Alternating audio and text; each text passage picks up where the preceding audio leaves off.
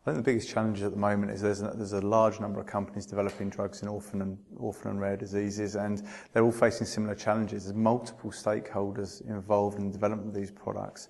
They're difficult to develop products in their own right because patients are difficult to identify, and it makes that very difficult to finish the clinical development process. But then equally, when you have your data in place, it's incredibly difficult then to bring the products through marketing authorization through to market. And then probably the biggest factor that is being talked about here this week is about the whole issue of pricing and reimbursement. You know, by the very nature of these drugs, they're in development, therefore limited patient populations, therefore to recoup the development costs, they tend to be higher price, higher value products. And the biggest question is whether health economies across the world can afford to pay for them. And I think part of the challenge this week and for the future is how we find ways of bringing orphan and rare disease products to market in an affordable way that means patients can actually gain access to them and health economies are willing to pay for them.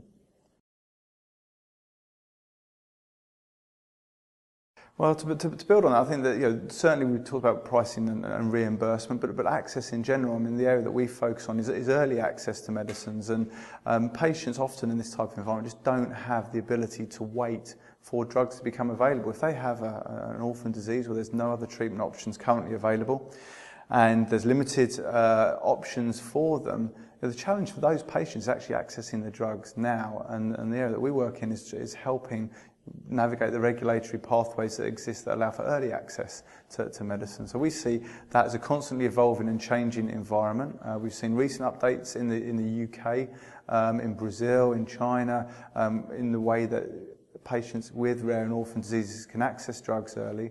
And what we're seeing now is a way of navigating those regulatory pathways. So alongside the pricing and reimbursement and market access challenges that exist, giving patients the ability to, where there is an unmet medical need, the ability to access a medicine early rather than having to wait for potentially years for it to come to market fully.